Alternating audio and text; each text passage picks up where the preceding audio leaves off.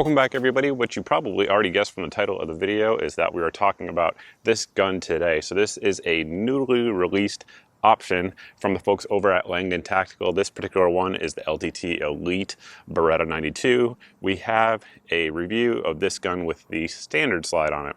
Now, the news of the day is that they have rather an optics cut version of it. They also have a few other models that they're going to offer with this optics cut, but they're also allowing folks to send in their slides to get this process done to it as well. And I think there's probably going to be, I don't know, equal amount of folks on both sides. Some folks are going to want to go full gun. Some folks are just going to want to send their slide in. But up until now, there hasn't been a good option for mounting a red dot on any type of Beretta 92 M9 series. And there's a couple reasons for that. We'll go over them in pretty good detail, but the folks at Langdon Tactical did a lot of research, and one thing that kind of separates them from some other places that produce firearms, I guess we'll say, or modify them, is that Ernest Langdon, for folks that don't know, check out his bio. The dude's a very, very, very accomplished shooter who really knows, what shooters want, the good features, all of those sorts of things to optimize performance, particularly with the 92 series of weapon systems, but other systems as well. And he obviously is one of the guys behind this, which tends to lead to good outcomes. So let's kind of check out the details and see what's going on with this slide.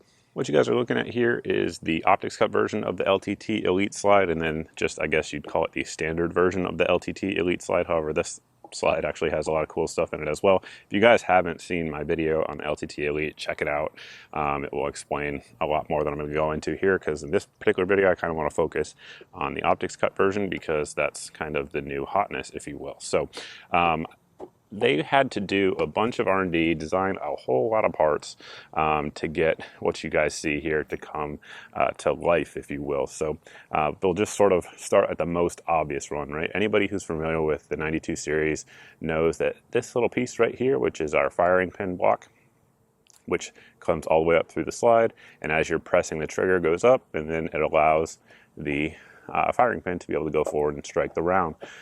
That can't happen, of course, if you have an optics plate. So that was one thing that they definitely had to address real quick. And as you guys see here on the inside, we have an all new firing pin block. It's completely redesigned.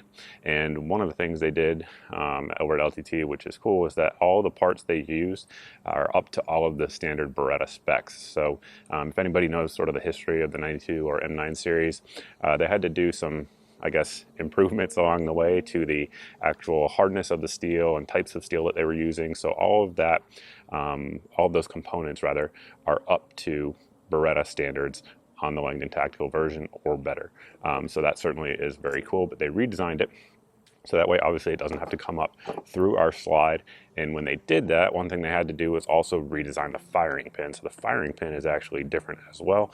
And from what I can see just looking at it, it actually looks stronger. So that is a good thing, right? Obviously, a stronger firing pin is good. Additionally, all of the LTT Elites have the G decocker only version, which I really like. There's no way you can inadvertently put your pistol on safe like you can on your standard M9 and 92 series guns.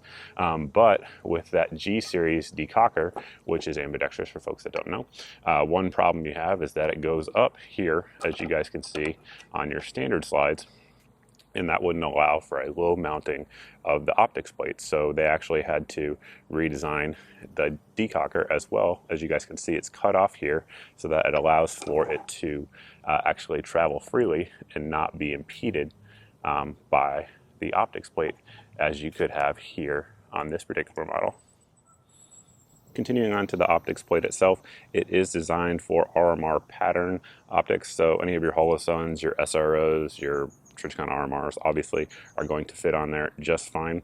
And it's actually stronger than pretty much any other plate I've seen out there on the market for a couple reasons. Number one, it actually has a V-notch cut into where it goes into the slide there. So anytime you're doing any sort of manipulations, or you might drop it on the front of an optic, anything like that, it's actually notched in there. And there's just, I mean, I don't want to say there's no way, because anything's possible, but highly, highly unlikely that it would ever come off like that. Additionally, You guys can see it actually has the rounded cut that the RMRs have as well. A lot of the optics plate type systems out there simply don't have that, and it really matches up quite nicely to it. Very, very snug on the rear as well with the rear sight. I should add the rear sight is part of it, so you do get that.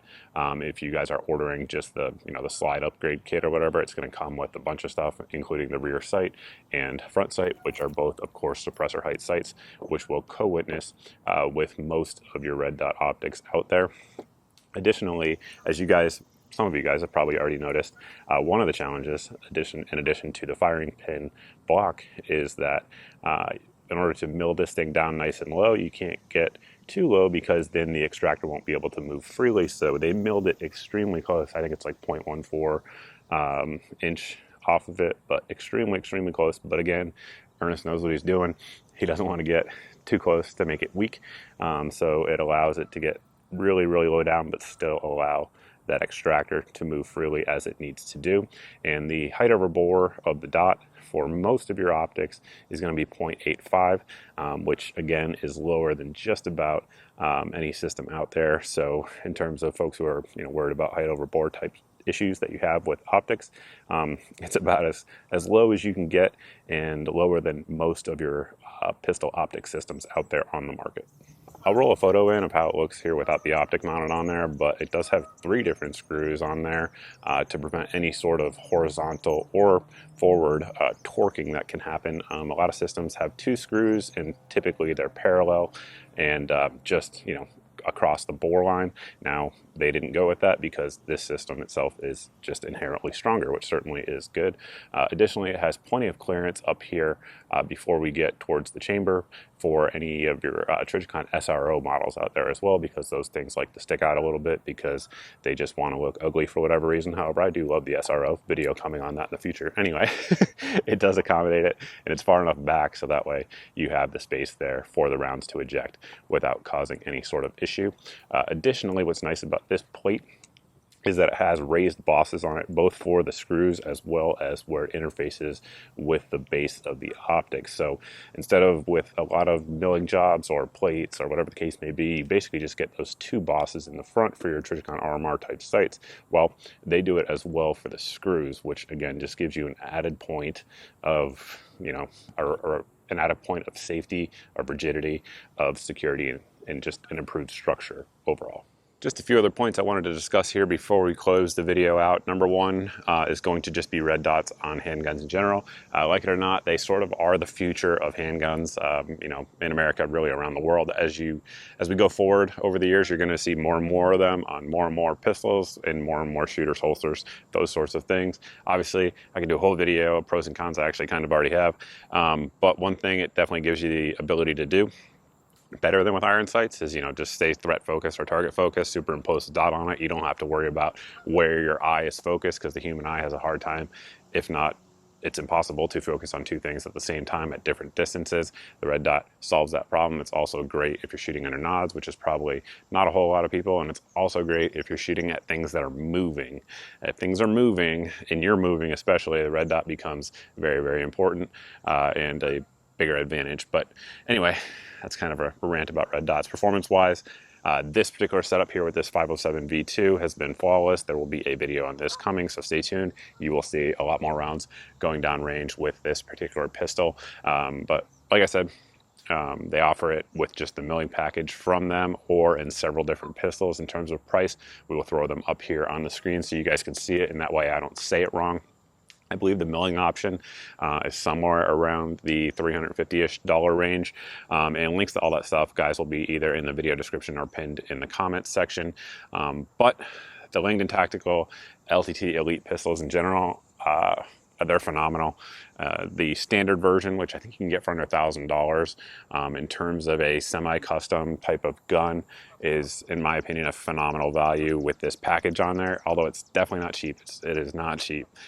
But I think in terms of value, if you look at any type of competitive offerings out there, which at this point there are nothing with Berettas and red dots out there that are competitive with it, but even you look at competitive options in terms of guns that are similar, you're getting a ton of value here. And the guns, I've had the LTTs, anything from Langdon Tactical, I don't think I've had a malfunction to date.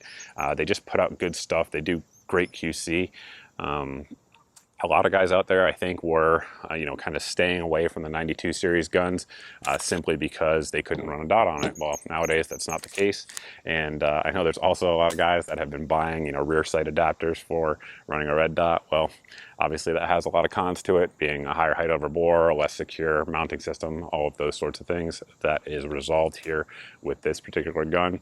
And like I said, guys, if you haven't seen my video on the LTT Elites, check it out. They're fantastic. It has a ton of great value added features, I guess you could say, over a lot of other 92 models out there.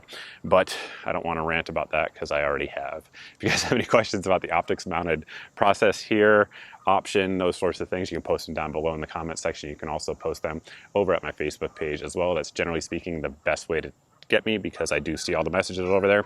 Sometimes it takes me a little bit because folks are, there's a lot of you, hundreds of thousands of you, and only one of me, but I do get back to everybody over there.